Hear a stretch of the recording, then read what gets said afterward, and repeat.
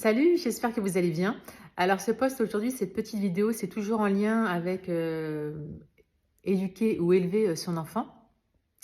Et dans un autre ouvrage que j'ai lu, qui s'appelle Chasseurs, cueilleurs et parents, il parle, il y a des anthropologues qui sont partis au Mexique observer des différentes familles dans différents villages. Et puis ils observent aussi le comportement des enfants vers 6, 8 ans. Et puis ils observent aussi le comportement des parents.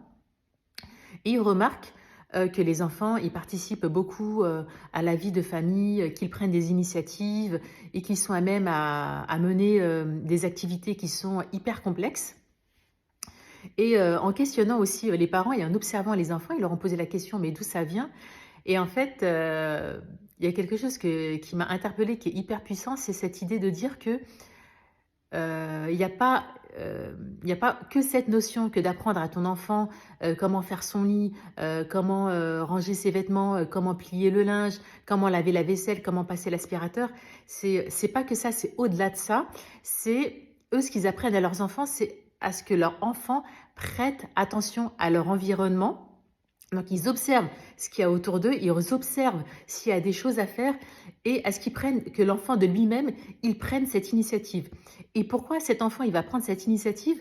Parce qu'il y a aussi cette notion de cette communauté, de ce sentiment d'appartenance et aussi que toutes ces tâches qu'on fait au quotidien qui, nous, les gens qui vivons en Occident, ça va nous rebuter. Et ben non, c'est-à-dire que c'est un privilège de contribuer à la vie familiale et à cette vie communautaire en fait. Et j'ai trouvé ça, c'est parce que je me suis observée, j'ai pensé aussi à la manière dont moi j'ai été éduquée à ce niveau-là et la manière dont je répète ça. Alors moi c'est sûr, moi je viens d'une culture africaine où effectivement on nous apprend très tôt effectivement à contribuer aux tâches ménagères et tout ça. Et on nous apprend aussi à être responsable, c'est-à-dire que si tu vois ta mère en difficulté ou ton père en difficulté, tout de suite tu vas aller prendre les devants, donc tu prends des initiatives. Mais il y a aussi, moi j'ai pas des souvenirs où effectivement je prenais des initiatives, mais j'avais pas ce sentiment effectivement d'avoir du plaisir à faire les tâches ménagères. Et après, je me suis moi auto-observée maintenant quand j'y pense, la manière dont j'ai transmis aussi ce message à mes enfants, que ce soit ma fille ou avec, ouais, certainement ma fille, c'est effectivement, bah, pour moi, c'est des tâches, c'est lourd. En plus, moi, d'autant plus, bon, ma mère, elle travaillait pas, enfin, si, elle s'occupait de nous, c'était un travail. Mais moi, au-delà de ça, comme un peu toutes les mères aujourd'hui, j'avais aussi une activité professionnelle. Donc, tu as ton activité professionnelle qui te demande beaucoup d'énergie et en plus de ça, tu dois aussi t'occuper la logistique, la maison, les enfants, etc., etc. Et donc, tout ça pour dire que aujourd'hui, bah pour moi, ça a été un point pertinent, en effet. C'est de se dire, initier à nos enfants très très jeunes à la responsabilité des tâches, mais c'est aussi ces tâches, ce ne sont pas des tâches ingrates, c'est un moyen aussi, c'est un privilège aussi de contribuer à la vie familiale. Et si on veut un enfant dès son plus jeune âge, qu'il soit dans ces énergies-là et dans ces dispositions-là, et ben c'est très tôt, bah, très jeune, de le faire participer aux tâches et de l'encourager à faire ces tâches, bah, de le remercier, de lui faire un feedback positif quand il contribue à la vie familiale, même si c'est pas parce qu'il le fait avec ses propres moyens et ses propres compétences. Donc c'est hyper important d'encourager ça. Et surtout nous, nous-mêmes, c'est aussi comme à cet âge-là, les enfants, il y a un effet de mimétisme. Comme on est leurs parents, donc c'est une autorité. Ils répètent, ils ressentent tout, les énergies, donc ils vont répéter tout ce qu'on fait. C'est aussi nous prendre conscience de la manière dont on fait ça, quel est notre rôle, quelle est notre posture dans la vie familiale, dans la manière dont on contribue au sein de cette communauté, et pour être sûr que nos enfants ils répètent, bah, euh, ils répètent la même chose en fait. Et, euh, et en plus, il disait aussi que si vous leur apprenez ça, c'est-à-dire être complètement attentionné à leur environnement, leur apprendre aussi quand ils peuvent, qu'ils apprennent aussi quand être actif et ne pas être actif, et leur aussi leur apprendre que contribuer à la vie familiale aussi c'est un privilège.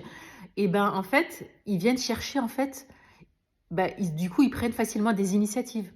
Ils vont chercher cette motivation dans leurs ressources internes.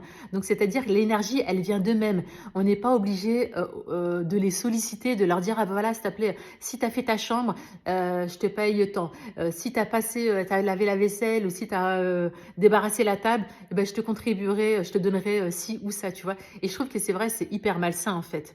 Et du coup, tu es tout le temps en train de chercher des ressources externes pour que ton enfant y participe à la vie collective. Et au début, c'est ça, et tu es obligé à chaque fois d'aller chercher un peu plus, alors que, et donc tu peux, c'est pas sain, c'est pas durable, ouais, c'est pas durable. Et je trouve que c'est pas sain pour le développement personnel et psychologique de l'enfant. Donc voilà, c'est ce que j'avais envie de vous partager avec vous dans comment élever son enfant et, et aussi mes prises de conscience. Et moi, par rapport à ma posture, parce que c'est bien sympa de vous partager ça et puis de ne pas vous partager moi comment je l'ai expérimenté. Et c'est vrai qu'aujourd'hui, moi, j'ai fait un travail dans le sens où j'avais cette croyance que tout devait être parfait, comme tout doit être parfait, donc c'est moi qui fais tout, je délègue pas. Donc par exemple, on adore manger chez nous, j'adore cuisiner. Voilà. Euh, pour moi, la cuisine, c'est hyper important. Ça fait partie aussi du plaisir, de tout le processus de partager un repas avec la vie familiale. Et il fait un temps, par exemple, si mon fils il me dit ah, j'ai envie de manger ci, j'ai envie de manger ça, au lieu de lui laisser de la place à faire ça, je vais lui dire non, mais je vais le faire. Donc je le faisais pour lui. Mais en fait, c'était pas ça parce que du coup, je lui laissais pas de la place. Il voulait prendre une initiative et je lui coupais son initiative parce que pour moi, ça répondait pas à mon besoin qu'il fallait que tout soit parfait. Comme ça, ma cuisine elle va être propre et comme ça, il va pas la dégueulasser entre guillemets. Donc, une fois encore, c'est toutes mes croyances qui venaient, mes croyances limitantes et toutes les injonctions qui venaient plomber tout ça. Et donc, la dernière fois, je suis sortie, je suis allée souper avec des copines et puis il me dit ah mais j'aimerais bien manger ça donc voilà il a fait les courses, il a préparé lui-même son propre souper donc du coup il a pris sa propre initiative donc je l'ai laissé faire même s'il y avait une petite voix dans ma tête qui me dit non mais peut-être faire les courses pour lui il ne saura pas faire ou va cuisiner pour lui parce que tu sais pas comment tu vas récupérer ton four peut-être qu'il ne saura pas faire et en fait ça s'est hyper bien passé donc je l'ai laissé prendre cette initiative, il a kiffé et puis ce sont des expériences qui réitèrent. Donc voilà mes amis, pour vous les parents qui avez des enfants 6-8 ans, vraiment je vous invite à, développer, à faire en sorte que vos enfants, apprenez-leur à être attentifs à leur environnement, comme vous, toutes les mamans, les papas qui êtes attentifs à votre environnement. Apprenez-leur aussi à prendre des initiatives, savoir quand prendre l'initiative ou pas. Et puis, nourrissez aussi, faites attention aussi quand vous faites des tâches que nous, aujourd'hui, on catégorise comme ingrates. Vous, pour les tâches aujourd'hui qui vous semblent ingrates, qu'est-ce que tu peux mettre toi aussi en place pour que cette tâche, elle soit pas ingrate, tu vois?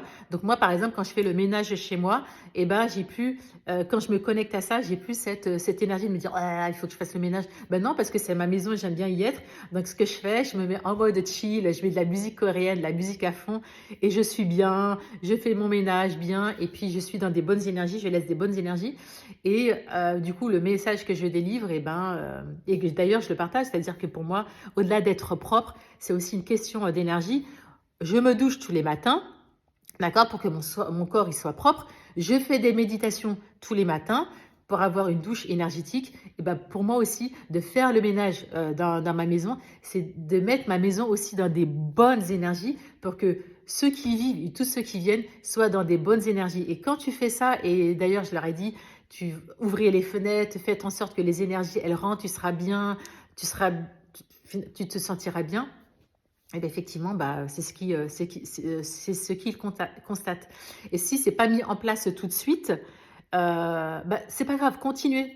Continuez, soyez dans ces énergies et vous verrez que, parce que le changement vient de soi d'abord, et on peut pas imposer le changement à quelqu'un d'autre, et vous voyez que quand vous changez, votre environnement, il change. Et ça, c'est quelque chose que j'ai constaté, c'est systématique.